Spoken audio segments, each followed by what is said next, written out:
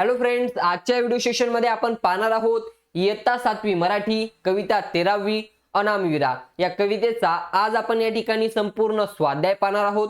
चला तर मित्रांनो, आजच्या व्हिडिओ सेशनला सुरुवात करूया।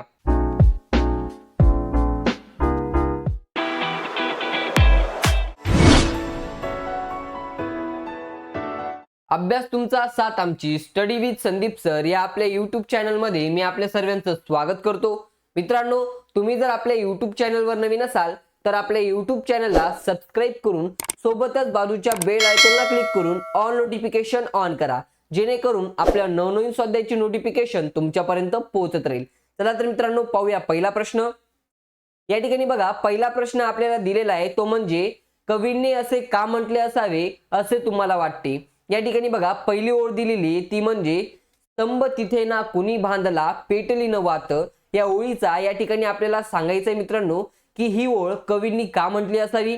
या ठिकाणी बघा, याचं उत्तर येणार आहे मित्रांनो ते म्हणजे अनामविरा या कवितेत कुसुमाग्रज म्हणतात की देशाच्या संरक्षणासाठी शत्रूशी लढता लढता ज्यांनी आपल्या प्राणांचे बलिदान दिले असे कितीतरी अनामवीर आहेत, ते अज्ञात आहेत, म्हणून त्यांच्या नावाने कोणी स्तंभ उभारला नाही किंवा त्यांची आरती गायली नाही, कारण त्यांचे बलिदान हे अज्ञात होते। ओके, चला मित्रांनो, पाहूया पुढील ओळ।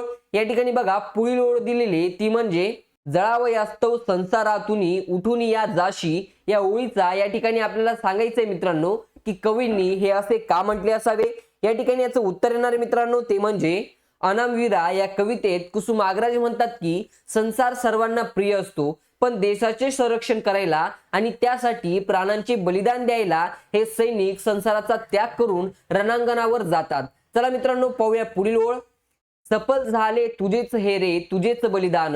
या ठिकाणी ही ओळ कवींनी का म्हटली असावी, तर या ठिकाणी याचं उत्तर येणार आहे मित्रांनो ते म्हणजे अनामविरा या कवितेत कुसुमाग्रज म्हणतात की आपल्या बलिदाना प्रित्यर्थ कोणी स्तंभ उभारले नाहीत, कोणी पोवाडे गायले नाहीत, कोणी आरती गायली नाही, पण याचा अर्थ बलिदान वाया गेले असं नाही, खरे तर त्याचेच बलिदान या ठिकाणी सफल झाले आहे। चला मित्रांनो, पाहूया पुढील प्रश्न। प्रश्न क्रमांक 2, खालील आकृती पूर्ण करा।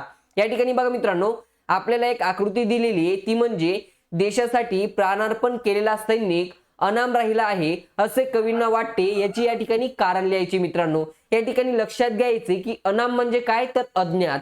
या ठिकाणी बघा, पहिलं कारण येणार आहे मित्रांनो ते म्हणजे त्या सैनिकावर जनभक्तीचे भाव उधाणले नाही। त्यानंतर मित्रांनो दुसरं कारण आहे ते म्हणजे भाटांनी डफावर त्यांचे यशोगान गायले नाही। त्यानंतर मित्रांनो तिसरं कारण आहे ते म्हणजे कुणी रियासतीवर नाव नोंदले नाही। त्यानंतर मित्रांनो चौथे कारण आहे ते म्हणजे कुणी स्तंभ बांधला नाही। त्यानंतर पाचवं कारण आहे मित्रांनो ते म्हणजे कुणी वाद पेटवली नाही। चला मित्रांनो, पाहूया पुढील प्रश्न। प्रश्न क्रमांक 3, खालील जोड्या जुळवा।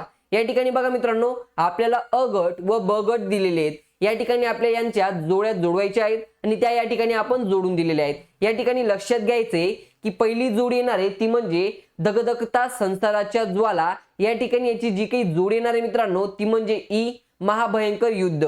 त्यानंतर मित्रांनो दुसरी जोड येणार आहे ती म्हणजे मरणामध्ये विलीन। या ठिकाणी बघा, याचं उत्तर येणार आहे किंवा जोडी येणार आहे ती म्हणजे शांतपणे मरण स्वीकारणे। त्यानंतर मित्रांनो तिसरी जोड येणार आहे ती म्हणजे ना भय ना आशा। या ठिकाणी याची जोड येणार आहे मित्रांनो ती म्हणजे आ निर्भयपणे आणि मनात कोणतीही आसक्ती न ठेवता। चला मित्रांनो, पाहूया चौथी जोडी। या ठिकाणी चौथी जोडी दिलेली ती म्हणजे नच उदानले भाव। या ठिकाणी हिची जोड येणार आहे मित्रांनो ती म्हणजे ई भावना व्यक्त न करणे। चला मित्रांनो, पाहूया पुढील प्रश्न। प्रश्न क्रमांक 4, खालील शब्दांचा तुम्हाला समजलेला अर्थ लिहा। या ठिकाणी बघा, पहिला शब्द दिलेला आहे तो म्हणजे अनामविरा। या ठिकाणी बघा, या शब्दाचा जो काही अर्थ आहे मित्रांनो तो म्हणजे अज्ञात वीर, ज्याचे स्तंभ नाहीत, पोवाडे नाहीत असा वीर। ओके, चला मित्रांनो, पाहूया दुसरा शब्द। या ठिकाणी बघा, दुसरा शब्द दिलेला आहे तो म्हणजे जीवनांत। या ठिकाणी बघा, याचा अर्थ येणार आहे मित्रांनो तो म्हणजे जीवनाचा अंत, मृत्यू, सैनिकांचा रणांगणावरील मृत्यू, हे या ठिकाणी जीवनांत येणार आहे मित्रांनो। त्यानंतर मित्रांनो पुढचा शब्द आहे तो म्हणजे संध्येच्या रेषा। या ठिकाणी या शब्दाचा अर्थ येणार आहे मित्रांनो तो म्हणजे संध्याकाळचे रंग। त्यानंतर मित्रांनो पुढचा शब्द दिलेला आहे तो म्हणजे मृत्युंजय वीर।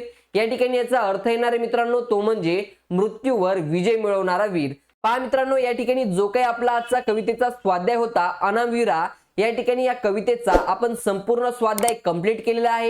तुम्हाला आपला व्हिडिओ कसा वाटला एकदा कमेंट्स करून सांगायचे। मित्रांनो, जर तुम्हाला ज्या व्हिडिओचा स्वाध्याय आधी हवा असेल त्या पाठाचं नाव मला कमेंट बॉक्समध्ये सांगायचंय, जेणेकरून मी तुमच्यासाठी त्या प्रकरणाचा स्वाध्याय लवकरात लवकर आणेल. Okay, thanks for watching this video friends.